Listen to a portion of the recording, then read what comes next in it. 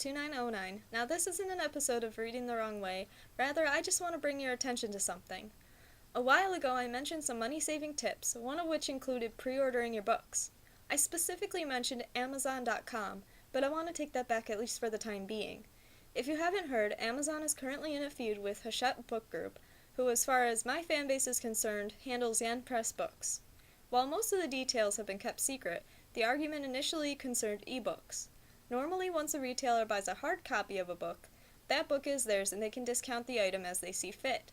But with ebooks it isn't quite that simple. Hachette and other publishers have more of a say in the price of their ebooks, which doesn't really sit well with Amazon, who loves to discount everything.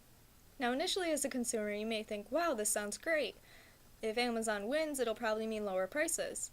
However, right now, in the midst of the argument, Amazon is using some pretty underhanded tactics to draw customers away from Hachette-published books, and it's spilling over to their hard copy books as well. Amazon has essentially stopped offering any discounts on Hachette's books, selling them at either full price or offering a few cents off. Shipping time on Hachette books has also been affected on pre-orders that used to get a release date delivery. Now consumers are being forced to wait a minimum of 2 to 3 weeks for in-stock books to ship. For a few books even, Amazon lists them as out of stock and completely unavailable to purchase. Most of their best-selling books have been left untouched. After all, Amazon doesn't want to piss too many customers off. But Yen Press, being a smaller customer base than the traditional novels, has been largely affected. Just to give you some novel references, J.K. Rowling's The Casual Vacancy is listed at full price of $35 with shipping in 2 to 3 weeks, despite it being in stock. The Twilight Saga by Stephanie Meyers is also listed at full price with the same shipping speed. The Lovely Bones by Alice Sebold is listed at $14.99 with delayed shipping. And they also handle other popular authors such as Anne Rivers Siddons, Joel Osteen, Stephen Colbert, and Orson Scott Card, just to name a few. Now, as far as Yen Press is concerned, this includes titles such as Sword Art Online, Spice and Wolf, Black Butler, and Soul Eater, just to name a few. Author James Patterson has slammed Amazon's tactics at Book Expo America this year, stating that books are caught in the crossfire of an economic war. And they really are. Amazon's underhanded tactics to draw sales away from publishers undercuts their own claim that the customer satisfaction is their priority. The people most affected by this little feud are the consumers that under normal circumstances would be paying for these books, and of course the authors who are losing money. This feud isn't really new. It's been happening with many publishers since ebooks started generating profits. But because Amazon has started messing with prices and shipping speeds, it's drawing attention. If Hachette comes out victorious, it would mean consumers would have to pay a little bit more for their books, and would set the precedent that publishers can set their own prices on ebooks in particular. While this may seem bad, if Amazon wins, there's no real assurance that book prices would be discounted so deeply. It would also make publishing companies less likely to take on Amazon in the future, which in the long run could be incredibly devastating to publishing companies. Though the book industry is fairly large, publishers don't really reap the huge profits from sales, and those numbers have gone down over the years. While it may mean deeper discounts for consumers, it would also spell disaster for some publishing companies, forcing them out of business. That means any titles carried by those publishers would have to be picked up by another company, or publication will end with its demise.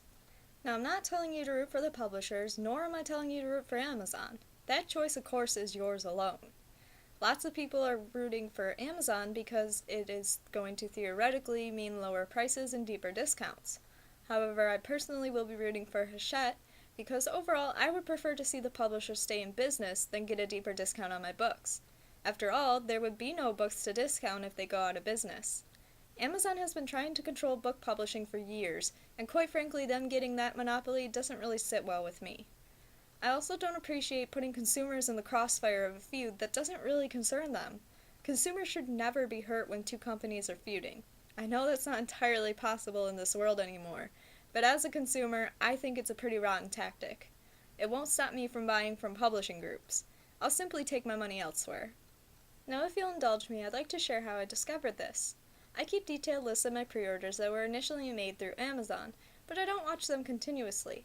I generally know what day a book will be released, and expect it sometime later that week, if not on the release date. June 24th, I was expecting the 5th volume of Are You Alice, which is published by Yen Press. Time went on and it remained in not yet shipped status. Now sometimes when I have two books releasing near the same date, Amazon will hold on to the first and ship it in the same box with the second.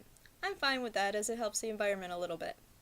On July 14th, I was expecting Alice in the Country of Clover Knight's Knowledge and figured that was probably what happened. Last night I received an email from Amazon stating that the estimated shipping date for both books would be mid-September. I knew something was wrong, and that's when I began digging a little deeper, finding this ongoing feud that had spilled into hard copy books. Because one of my books was a Yen Press title, it not only affected the shipping of that book, but also the shipping of another that was published by a separate company, 7 Seas. Now let me show you a few things I discovered concerning my own titles. We'll start with Are You Alice Volume 5. In this screen grab, Amazon shows that the full list price for this item is $13.99. This right off the bat is wrong. As you can see in this picture of the back of Volume 4, the full US price is $11.99. Now let's go back to Amazon's page. Their discounted price is $11.70, which with their incorrect $13.99 price would make it look like you're saving $2.29. In reality, knowing the real full price, you're only saving 29 cents. And of course the shipping time claims 1 to 3 weeks. Looking at my other Alice series, there were only 2 stories published by Yen Press. My Fanatic Rabbit is listed at full price $11.99 with no discounts, or perceived discounts for that matter. It also has the delayed shipping.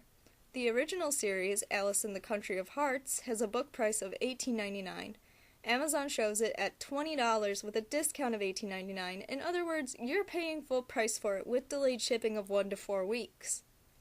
Now I do want to repeat, this does not affect any of the other Alice in the Country of Clover or Joker books which are published by 7 Seas. However, if this feud continues, it will affect the new Alice in the Country of Diamond book releases. Quite frankly, I was not impressed with these tactics, especially having received no warning from Amazon about the feud that would affect my pre-orders. I immediately canceled all my pre-orders from Amazon and reordered them through RightStuff.com. RightStuff doesn't post items available in 2015, but I was able to reorder everything coming out in 2014, including an Alice fan book due out in October.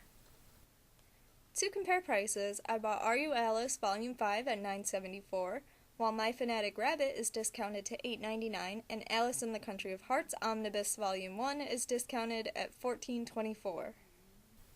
Because Right Stuff sends their catalog to returning customers, I also had a discount code for $4 off my purchase and free shipping by the release date. I've never had trouble with pre-orders on Right Stuff before. I actually just received Hachette Beautiful World and Devil is a Part-Timer 4 days before the release date, which happens to be today. I had absolutely no problem in trusting them with my pre-orders. So it's really up to you what you want to do. You can stick with Amazon for your manga purchases. After all, this is only affecting Yen Press titles.